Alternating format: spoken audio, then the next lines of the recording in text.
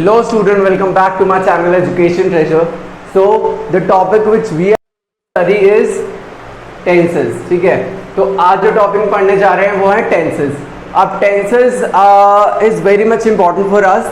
Tenses में क्या होता है कि इससे हमारे को पता लगता है tenses से कि हम सेंटेंसेस नॉर्मल जो सेंटेंसेस होते हैं, नॉट इवन नॉर्मल, बहुत सारे सेंटेंसेस जो हम बोलते हैं उनको कैसे इंग्लिश में फॉर्म करें, उनको कैसे इंग्लिश में बोले, कैसे लिखे. बहुत बार ऐसा होता है बच्चों को कि the time they are giving the exams, ठीक है, जब वो एग्जाम्स दे रहे होते हैं, मीन्स इंग्लिश का एग्जाम दे रहे होते हैं, तो उस टाइम पर दे आर नॉट नोन के उनको कैसे वो सेंटेंस, मतलब हिंदी के सेंटेंस को कैसे उनके दिमाग में जो विजुअलाइज सेंटेंसेस चल रहे हैं, मतलब जिन सेंटेंस को विजुअलाइज कर रहे होते हैं उन सेंटेंस को वो कैसे लिखे. ठीक है, तो ये जो टेंस है, tense is going to teach you कि तुम सेंटेंस को कैसे ट्रांसलेट कर सकते हो. Tense is a base of English grammar. ठीक है, इंग्लिश ग्रामर का बेस होता है टेंसेस, और अगर आपको टेंसेस आते हैं ना तो it becomes very easier for you to make sentences. ठीक है, अगर आपको टेंसेस आते हैं तो आपके लिए काफ़ी ज़्यादा आसान हो जाता है आप सेंटेंसेस को फॉर्म करना. ठीक है, तो चलो सबसे पहले ये जो वर्ड है टेंस, इसका मतलब ही जान लेते हैं कि टेंस का मतलब होता क्या है. अब टेंस का मतलब होता है, टेंस जो होता है ना इसका मतलब होता है टाइम. ठीक है, टेंस का मतलब होता है टाइम.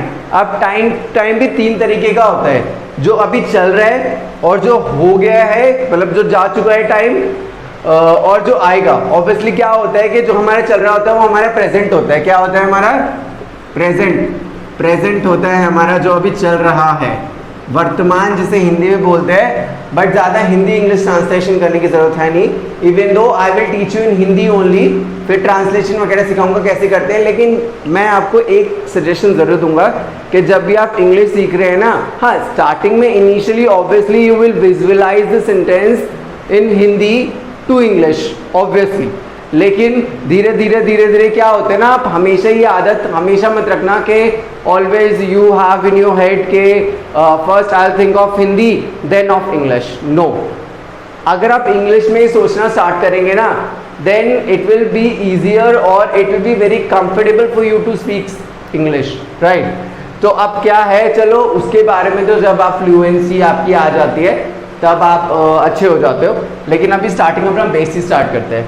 चलिए, जैसे कि मैंने आपको बताया टेंसेस जो होता है, टेंस का मतलब होता है टाइम. अब जो टाइम होता है वो तीन तरीके का होता है. एक होता है प्रेजेंट जो अभी चल रहा है, ठीक है, दूसरा होता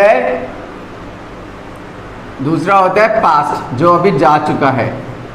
ठीक है, जैसे हम बोलते हैं कि हमने जो गलतियां मैंने अपने पास्ट में की है मैं दोबारा दोहराना नहीं चाहता. इसका मतलब है जो मैंने पहले गलतियां की है, I don't want to repeat them, मैं उनको दोबारा दोहराना नहीं चाहता. ठीक है, अब पास्ट का मतलब ये नहीं है कि आज से 2-3 साल पहले की बात है.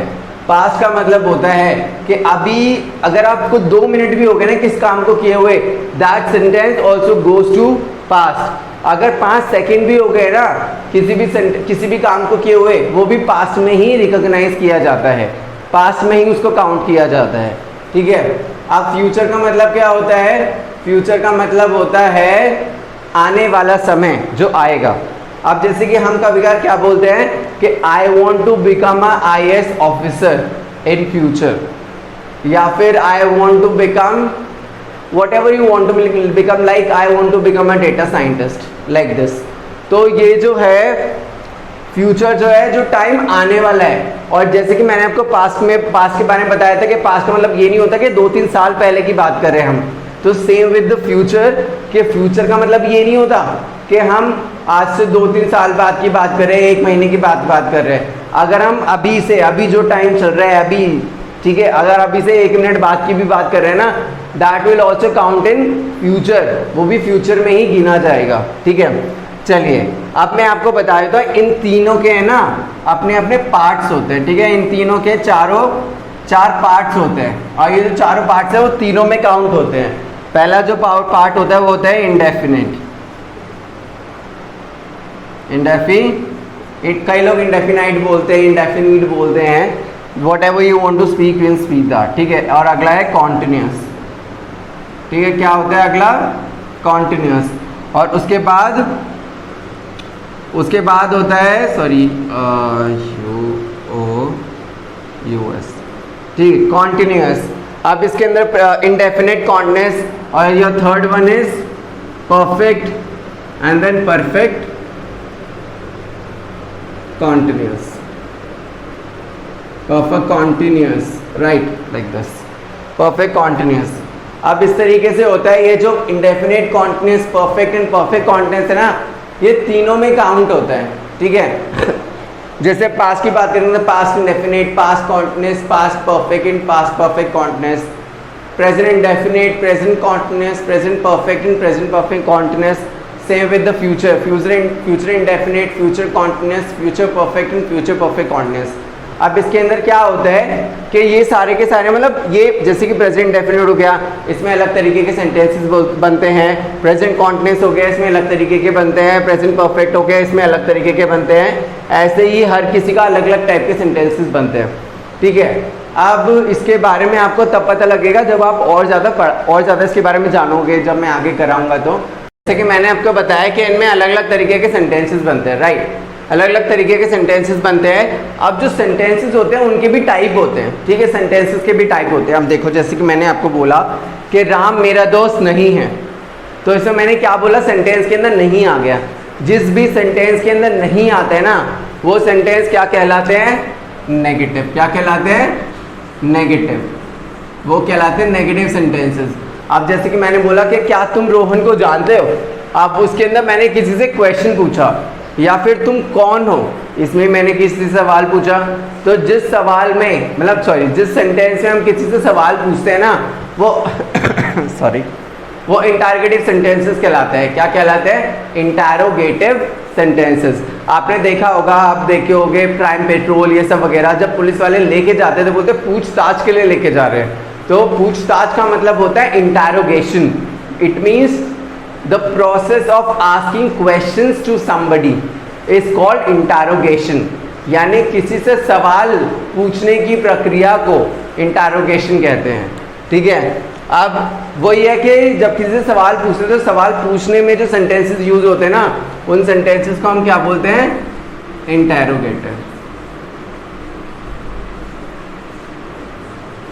क्या बोलते हैं, इंटरोगेटिव सेंटेंसेस। अच्छा, अब कुछ ऐसे सेंटेंस होते हैं उसमें ना ही तो हम नहीं बोलते हैं, ना ही तो हम किसी से क्वेश्चन पूछते हैं। जैसे कि राम मेरा दोस्त है, अब ऑब्वियसली इसमें मैंने नहीं भी नहीं बोला और ना ही मैंने किसी से कोई क्वेश्चन पूछा है, ठीक है।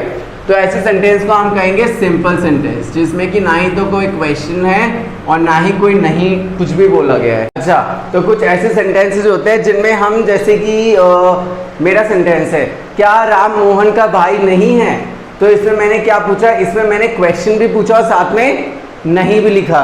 तो ऐसे सेंटेंसेस जिसमें हम क्वेश्चन भी पूछते हैं और साथ में सेंटेंस नेगेटिव भी होता है, वो होता है इंटरोगेटिव नेगेटिव।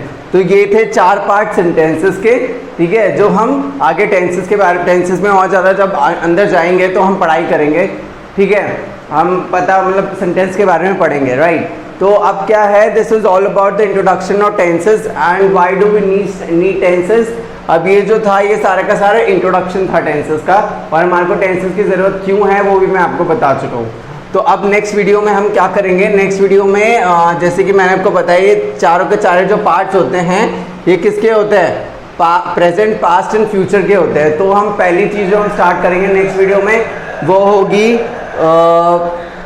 होगी आपकी प्रेजेंट इंडेफिनिट, ठीक है, वो होगा प्रेजेंट इंडेफिनिट, ठीक है। तो प्रेजेंट इंडेफिनिट जो हम पढ़ाई करेंगे इसके अंदर, that will be in the next video, और उस वीडियो का link I will be giving in the description. Please click on that link and go and watch that video, ठीक है। And okay, just this much. Thank you for watching my video. Please do like, share and subscribe to my YouTube channel, which is Education Treasure. And if you find it informative, please do tell me in the comment box. Okay, thank you so much. Bye.